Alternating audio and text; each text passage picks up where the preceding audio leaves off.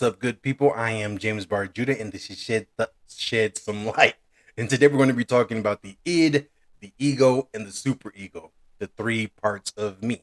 So let's go on ahead. Without further ado, let's get right into it. The three parts of me. This is just a part of the mental health awareness month that's going on here on Shed Some Light, and we're just getting right into it today, talking about the id, the ego, and the superego. Boom, bam, shablam. Let's go.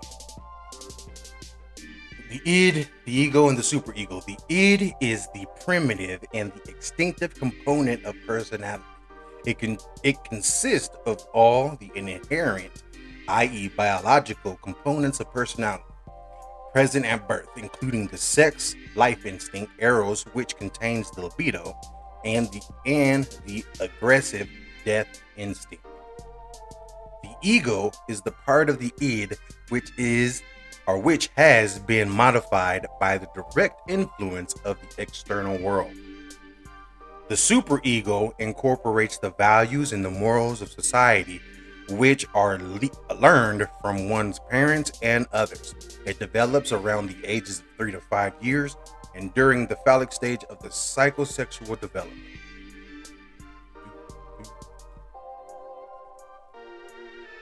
Next slide here.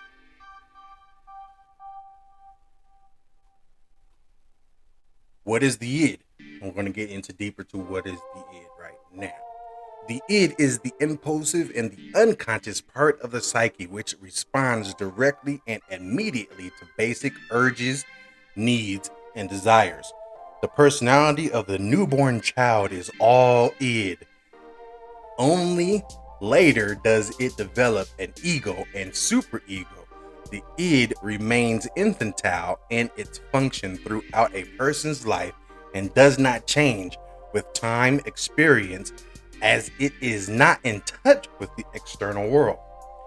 The id is not affected by reality, logic, or everyday world, as it operates within the unconscious part of the mind. Next slide here.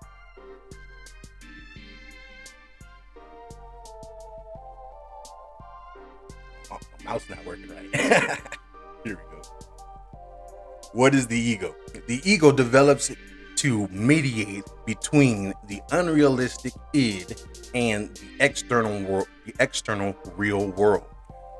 It is the decision-making component of personality.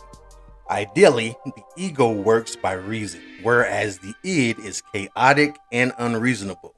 The ego operates according to the reality principle, working realistic ways of satisfying the id's demands, often compromising and postponing satisfaction to avoid negative consequences of society.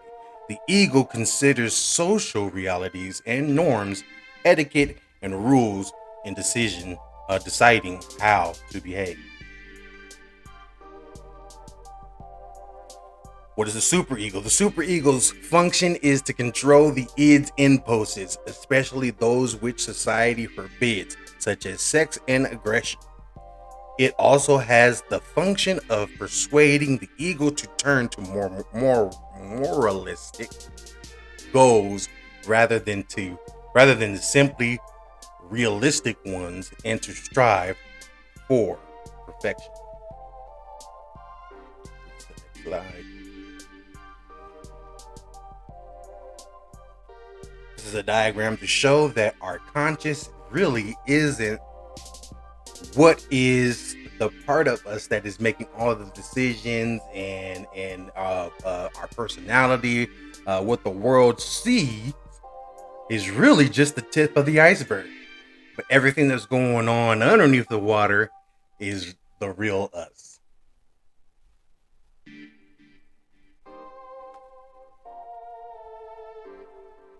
Jonathan Hadite. I'm pretty sure I'm mispronouncing that last name. Please forgive me. A social psychologist puts a great twist on the metaphor by saying that the mind is a little bit like driving a horse and buggy, in which the driver, the ego, struggles frantically to control a hungry, lustful, disobedient horse, the id, while the driver's father, the superego, sits in the back seat lecturing the driver on what he is doing wrong. And this is a quote from the Head Shrinker's Guide to the Galaxy by Jennifer. And again, I know I'm going to mispronunciate this last name, so I'm not even going to try. PhD, Jennifer PhD. I often say to my patients, excuse me, that the psychological journey is about getting into the driver's seat of our own lives. For me, it is the best meaning of being in control. We take ownership and responsibility for our choices. We embrace our lives as they are and take them where they may go. That's an awesome quote. I truly believe that for myself. You know, all you got to do is just get in the driver's seat. Sometimes it's hard to do. It really is hard to do. You have to actually put in effort. You have to actually want to ask those hard questions of yourself. You're actually going to have to be honest and accept that in some areas, you know, you made mistakes, and in some areas you made good decisions, and all of those things, just learn from them. And as you learn from them, you grow from them, and they're not going to be things that keep you down, but things that you're going to be able to use as stepping stools towards your success in everyday life.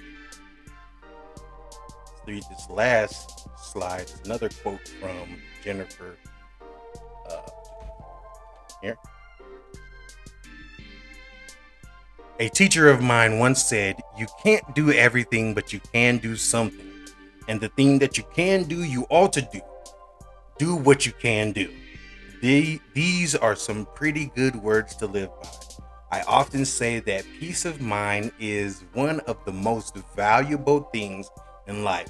The path of peace of mind involves taking charge of one's life, getting into the driver's seat.